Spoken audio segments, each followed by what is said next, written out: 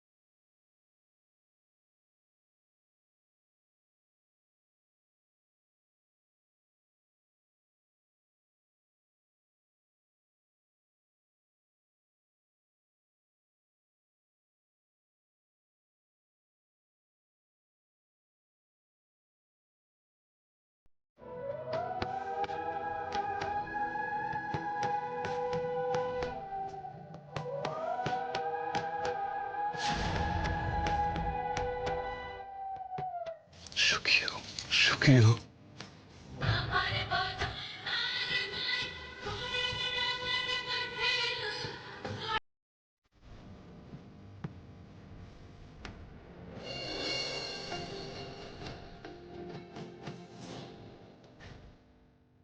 তোমার এই মেয়েটা খুব নরম, জানো? ওকে যে কেউ যা খুশি বলে চলে যেতে পারে, আঘাত পায় কিন্তু আঘাতটা ফিরিয়ে দিতে পারে না। তুমি ওকে একটু দেখো নি, একমাত্র তুমি ওকে পুরোটা বুঝতে পেরেছ। তোমার উপর আমি অনেক ভরসা করি নীল। আমি বিশ্বাস করি তুমি ওকে কোনোদিন ভুল বুঝবে না। প্রাণ ভরে আশীর্বাদ করি তোমরা খুব সুখী হও। বাপি, তোমাকে ছেড়ে থাকবো কি করে বলো তো? কেন রে, আমাকে ছেড়ে থাকতে হবে কেন? আমার যখন ইচ্ছে হবে আমি তোর বাড়িতে চলে যাব। তোর যখন আমাকে দেখতে ইচ্ছে করবে তুই এখানে চলে আসবি। এটা তো শুধু তোর মায়ের বাড়ি নয়, এটা তো আমারও বাড়ি। আর একটা কথা মা, তোর দিদিকে একটু দেখিস। তোর দিদির জীবনটা তো বেঁচে আছে তোর জন্যে, তোর দিদিকে বাঁচিয়ে রাখিস। হয়তো অনেক সময় তার জন্য অনেক স্যাক্রিফাইস করতে হবে তোকে। একটা মানুষকে বাঁচিয়ে রাখার জন্যই এই ত্যাগ স্বীকার। এটাকে ঈশ্বরের আশীর্বাদ বলে ধরিস। তুমি চিন্তা করো না বাপি, আমি বেঁচে থাকতে দিদিভাইয়ের কোনো অসুবিধা আমি কোনোদিন হতে দেব না। দিদিভাই বেঁচে থাকলে তো আমারই লাভ। আমি যে আমার দিদিভাইকে খুব ভালোবাসি বাপি। ভালোবাসি? ভালোবাসার নমুনা যা দেখিয়েছে, আবার বলছে ভালোবাসি। ও মা, ভালোবাসা? মা প্লিজ তুমি থামবে। আমি আর সহ্য করতে পারছি না। বুকের ভেতরটা যে কি হচ্ছে সেটা আমি বলে বোঝাতে পারবো না। তুই নিশ্চয়ই বুঝতে পারছিস যে কেন আমি চুপ করে থাকতে পারছি না। না, আমি বুঝতে পারছি না মা। একই কথা বারবার বলে কি লাভ বলো তো? ওরা তো চলেই যাচ্ছে, যাও না, ওদেরকে একটু আশীর্বাদ করো ভালোবেসে। না, ওই মেয়েকে আমি আশীর্বাদ করবো না। তোর দিদি সবসময় তোর পাশে আছে। হ্যাঁ, তুই হয়তো গান বাজনা নিয়ে থেকেছিস, লেখাপড়া নিয়ে থেকেছিস, তাই বাড়ির কাজকর্ম কিছু শিখতে পারিসনি সেরম। তোর শ্বশুর বাড়ির লোক যাতে তোকে কথা না শোনাতে পারে, আমি নিজে তোর শ্বশুর বাড়ি গিয়ে তোকে সবটা শিখিয়ে দেবো। আমি তো তোর দিদি, সবকিছু আমার দায়িত্বের মধ্যে পড়ে।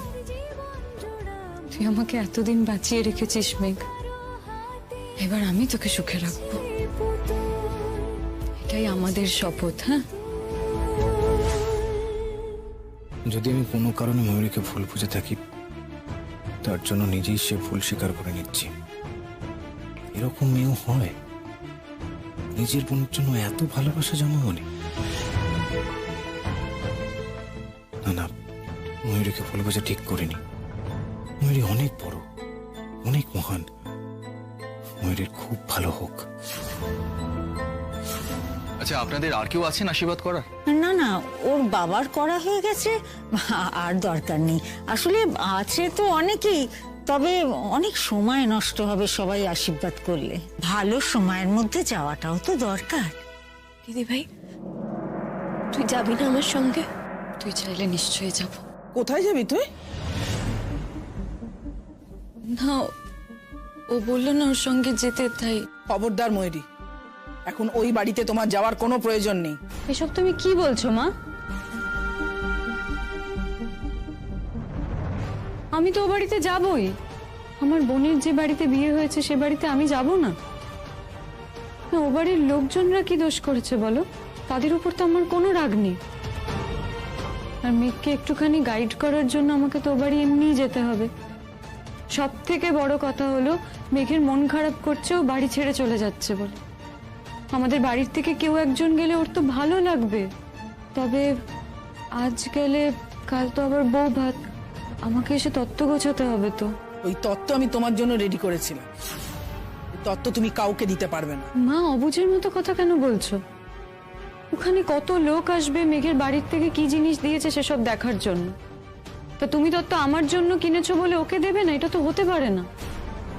মা, চিরকাল দেখেছি মানুষজনকে দুহাত ভরে জিনিস দিতে, তাই আজকে তুমি এরকম করো না। তোমার মন না মানলে আমি করব, আমি ওর দিদি তো, আমি সবটা করে দেব। না না, দেখুন, আমাদের বাড়িতে তত্ত্বের কোনো প্রয়োজন নেই, ওসব বাহুল্য। হ্যাঁ, মানে কোনো জিনিস টিনিস দিতে হবে না। বিয়েটা তো খুব শান্তিপূর্ণভাবে হয়নি, তাই সব নিয়মই যে মানতে হবে তারও কোনো মানে নেই। কেন কাকিমণি? বিয়ে তো শান্তির মধ্যেই হয়েছে।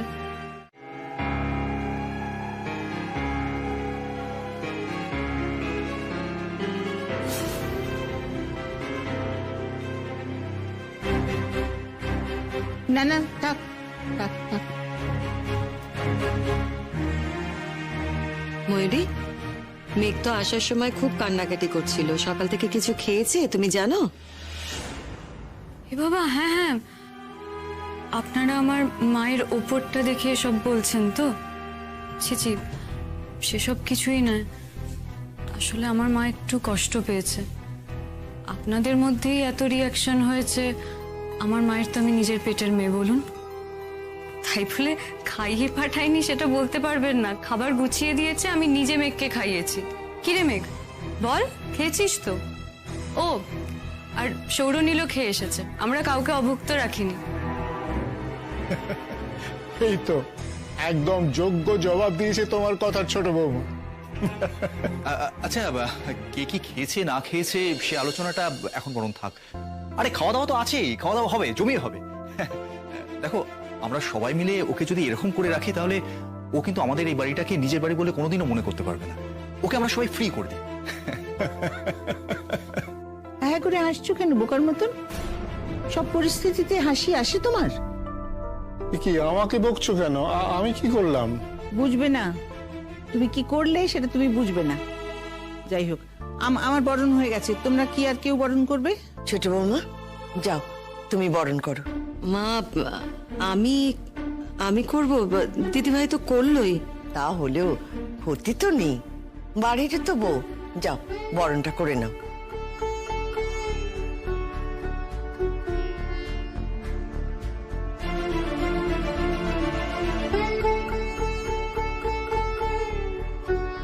মেঘ,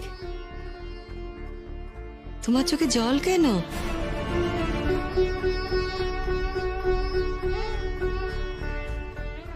কি হয়েছে মেঘ? কাঁদছিস কেন ওরম করে? এর মধ্যেই মা বাবির জন্য মন খারাপ করার তো কথা না। আচ্ছা, আমি ফোন করে তোর কথা বলিয়ে দেবো, চিন্তা করিস না, কিচ্ছু ভাববি না। আমি তো আছি তোর সঙ্গে। মেঘ, কেঁদো না। তুমি কাঁদলে আমার বড় অপরাধ বোধ হয়। দেখুন, আমি তো সব কিছুই চাইনি, শুধুমাত্র আপনি এরকম করলেন বলে আমাকে আজ এত কথা শুনতে হচ্ছে। মেয়ে, তোমার লজ্জা করছে না? এখানে আত্মীয় স্বজনরা সবাই রয়েছেন, বড়রা রয়েছেন, এখনো তো বরণের কাজ শেষ হয়নি, এরই মধ্যে স্বামী স্ত্রী কানে কানে কথা বলছো।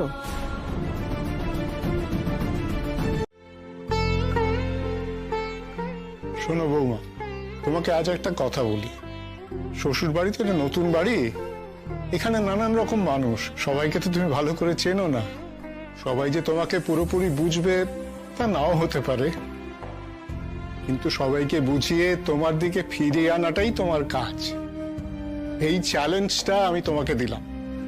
একদিন তুমি এসে আমাকে বলবে, বাবা আমি সবার মন জিতে নিয়েছি, আমাকে নিয়ে আর কারো কোনো বক্তব্য নেই।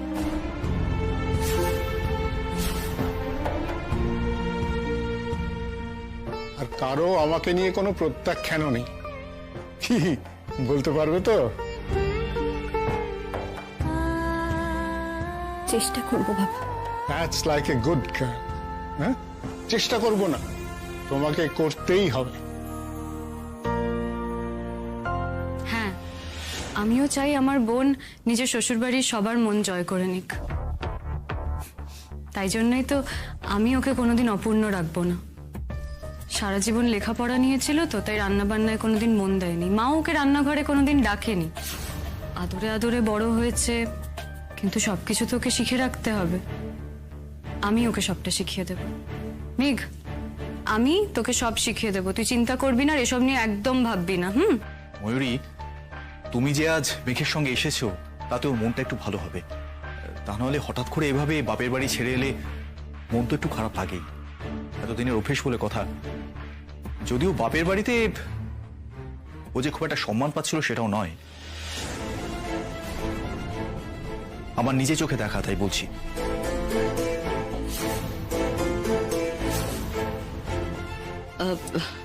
চুপ করো না তুমি, এখন এতগুলো কথা বলার কি দরকার আছে? বারে যা সত্যি তা তো বলবোই, বলতেই হবে। ওর নিজের মা ওর সঙ্গে যে ব্যবহারটা করেছে সেটা কিন্তু আমার ভালো লাগেনি।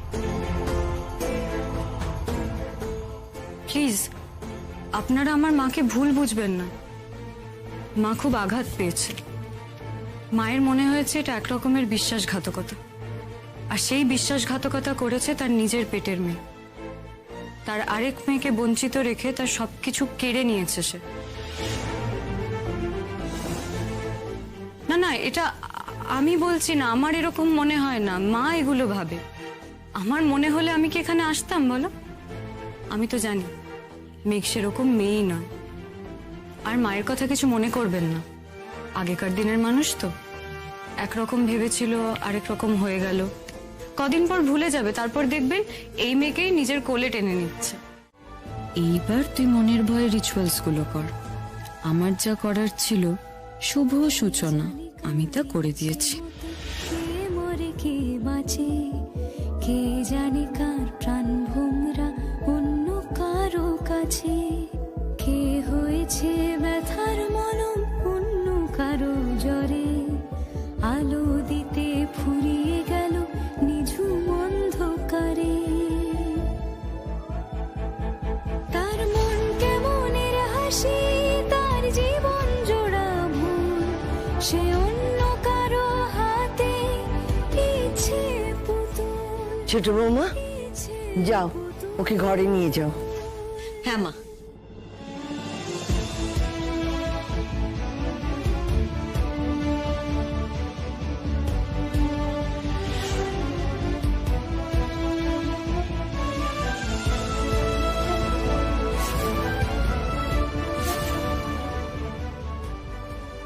আমার কেন মনে হচ্ছে সব ঠিক নেই। যা যা চোখের সামনে দেখছি, কানে শুনছি, সেটাই শেষ সত্যি না। এই দেখানো শোনানোর ভেতরে আরো কিছু আছে। মেয়েটাকে কি সাবধান করব? আজ থেকে এটা তোমার আর মেঘের ঘর, বুঝেছো? তবে হ্যাঁ, আজকে কিন্তু শুধু মেঘের। শুধুই মেঘের? তার মানে? মানে আজ এই ঘরে মেঘ থাকবে, আর এখন থেকে শুরু করে কাল সকাল অবধি তুমি আর মেঘ একদম দেখা সাক্ষাৎ করবে না, কোনো কথা বলবে না, বুঝলে? এ আবার কেমন কথা? কিন্তু 21 আইন। 21-22 জানি না, তবে এটাই আইন। খুবই বাজে আইন। কেন দাদু ভাই, একটা দিন না দেখতে পেলে কি সহ্য হবে না?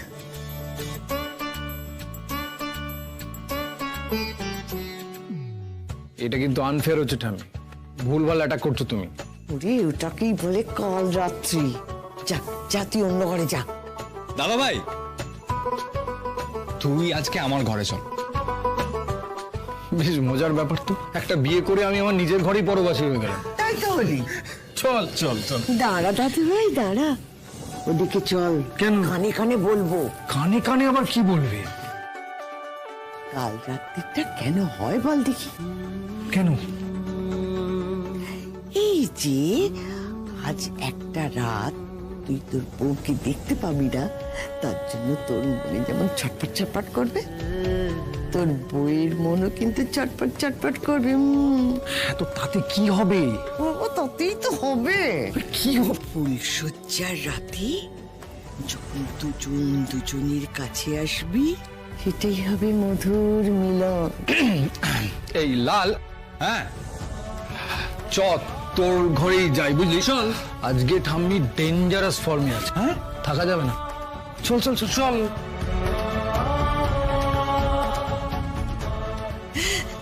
কি হলো বড় মাসি, নাতির কানে কি কথা ফিসফিস করে বললে? আমরা তো কিছুই শুনতে পেলাম না। তোমরা সবাই শুনবে বলে তো নাতির কানে আমি ফিসফিস করে কথা বলিনি। আর ও ছোট মাম্মা, তুমি দাঁড়িয়ে রইলে কেন? ওই দেখো, আহারে, আমার নাত বউয়ের মুখটা একেবারে শুকিয়ে গেছে। অনেক ঝড় বয়ে গেছে তো।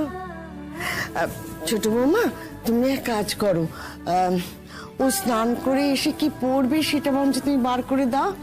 আমার নাত বউ তাড়াতাড়ি করে স্নানটা সেরে আসুক।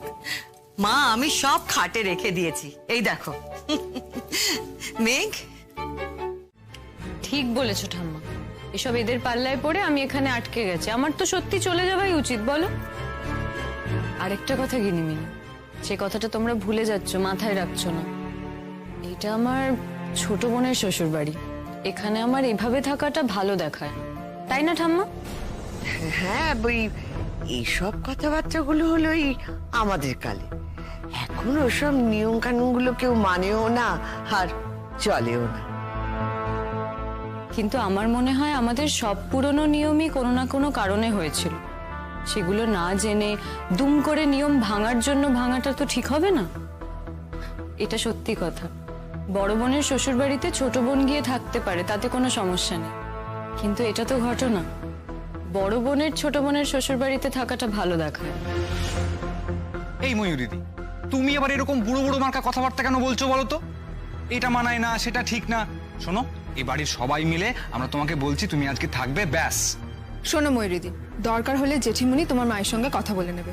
কি ঠিক কিনা? ঠিক ঠিক, একেবারে ঠিক।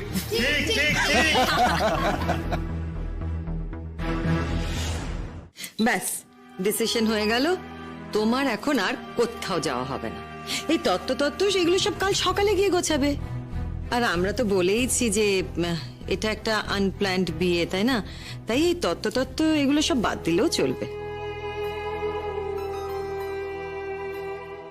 যে করি আমি, তোমরা সবাই আমাকে এভাবে বলছো। ও ঠাম্মা, কি করি বলো না? ওরা তো থাকতে বলছে। আমি জানি তুমি যেটা বলছো সেটাও ঠিক, আমার তো এখানে এভাবে থেকে যাওয়া উচিত না। কি করি বলো তো? বুড়ি আমার, আমাকে দিয়ে আমি থাকার কথা ঠিক বলাবো। এই দেখো, আবার আমাকে কেন জিজ্ঞেস করছো? আমি কি বলবো? ঠাম্মি, তুমি না বললে কিন্তু ময়ূরীদি থাকবে। তুমি বলে দাও না একবার। হ্যাঁ হ্যাঁ ঠাম্মি, তুমি বলে দাও তো।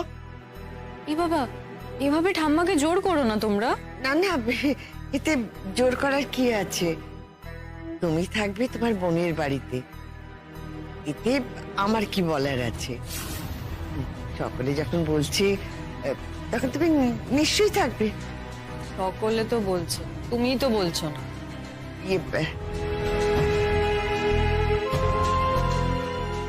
আমিও বলছি।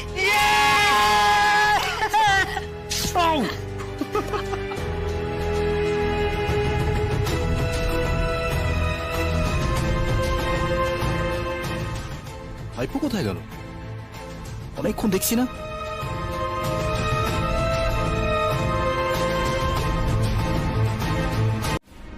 দিদিভাই, তুই এভাবে কেন বলছিস?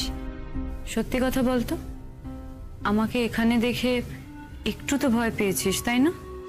ভয় কেন পাবো? তুই তো আমার দিদিভাই। একদিনেই নীল তোকে কত সাহসী করে দিয়েছে। হ্যাঁ, আগে কিন্তু আমাকে ভয়েই পেতিস। এনিওয়ে, আমি তোর থেকে একটা পারমিশন চাইতে এসেছি। আমার কাছে? কিসের পারমিশন? আমি আজকে রাত্রিটা তোদের বাড়িতে থাকতে পারি? দিদিভাই, তুই আমাকে এভাবে কেন জিজ্ঞেস করছিস? আমি দিদি তুই তো এমন ভাবে ঘাবড়ে গেছিস যেন আমি এক রাত্রি থাকার অনুমতি চাইনি, তোর বরকে নিয়ে থাকার অনুমতি চেয়েছি। এত ভয় পাস না আমাকে মেঘ। সত্যি কথা বলবো, আমি এসে ওখানে দাঁড়িয়েছিলাম, তোকে ডাকিনি কারণ ওখানে দাঁড়িয়ে তোকে দেখছিলাম। কত সুন্দর লাগছে তোকে দেখতে। কি হলো? দিদিভাই, তুই কোনোদিনও মন থেকে আমাকে মাফ করতে পারবি তো? এসব কথার কি মানে? হ্যাঁ, কি বলতে চাইছিস? আর মাফ করার কথা আসছেই বা কেন? দিদিভাই, আমি যে তোর কাছে অনেক বড় অপরাধ করেছি, বিরাট বড় অপরাধ। এতই বড় অপরাধ যে তার কুল তল আমি নিজেই বুঝে উঠতে পারছি না। তুই তো কোনো অপরাধ করিসনি। অপরাধ যদি কেউ করে থাকে সেটা তুই না।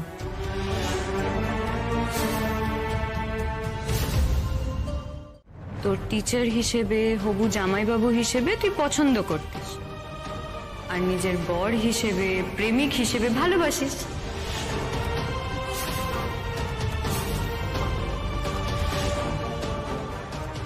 না দিদি ভাই, আমার মনে এরকম কোনো ফিলিংস কোনোদিনই আসেনি। কেন নিজেকে মিথ্যে বোঝানোর চেষ্টা করছিস মেঘ? নিজেকে বোকা বানানো যায় না। ফিলিংস না থাকলে দিদির বিয়ের ঠিক একদিন আগে দিদির বরের সঙ্গে কেউ লুকিয়ে দেখা করতে যায় না। থাক না মেঘ এসব কথা। যেটা সত্যি সেটাকে অ্যাকসেপ্ট করা শুরু কর। তুই আর সৌরনীল এখন husband wife, man and woman. He is your man, right? চল এখন নিচে চল।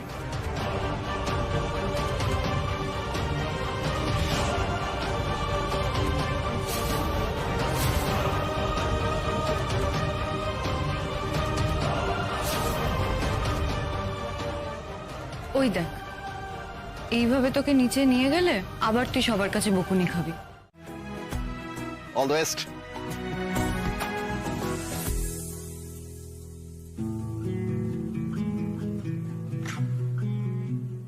থ্যাংক ইউ কাকামণি। মনে হচ্ছে সবাই নিচে, কিন্তু মেঘকেও ওরা নিচে নিয়ে যায়নি তো। দেখে নি একবার, কথাটা বলা দরকার ওর সঙ্গে। এভাবে ইনজাস্টিস হতে পারে না। এটার অদ্ভুত লাভ, জন্ম থেকে ইনজাস্টিস হয়ে চলেছে ওর সঙ্গে।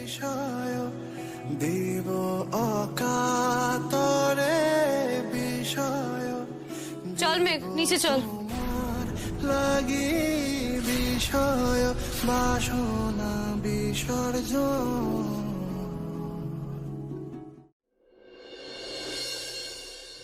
আরে আর কি যাবো না বলছিস বারবার? এবার কিন্তু আমি রেগে যাব। মাঝে মাঝে তবু দেখা পাই চিরদিন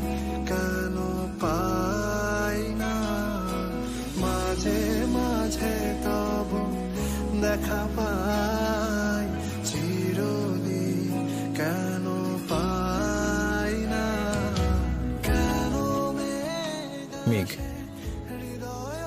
এখনই এখান থেকে বেরিয়ে গিয়ে তোমাকে বলতে ইচ্ছে করছে, বড্ড সুন্দর দেখাচ্ছে তোমাকে। তুমি কি কখনো বিশ্বাস করবে আমাকে? বিশ্বাস করবে যে আমি তোমাকে অসম্মানিত অপমানিত হতে দেখলে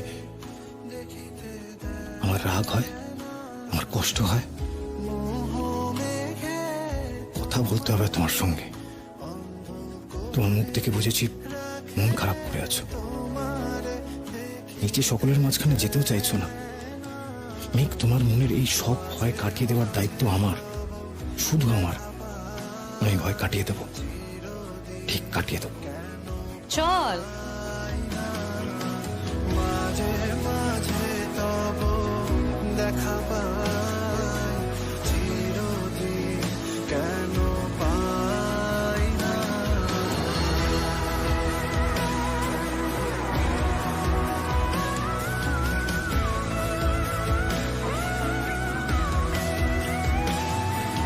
ক্ষণিক আলোকে আখির পলকে তোমায় যাবে কি হলো, থেমে গেলি কেন? দিদি ভাই, বলছি ওটা কার ঘর রে? আমার মনে হলো ভেতরে কেউ একজন আছে। সদা উফ, সে তো হতেই পারে কেউ আছে ঘরে। তুই চল না নিচে। মনে হলো ভেতর থেকে কেউ যেন আমাদের দেখছিল।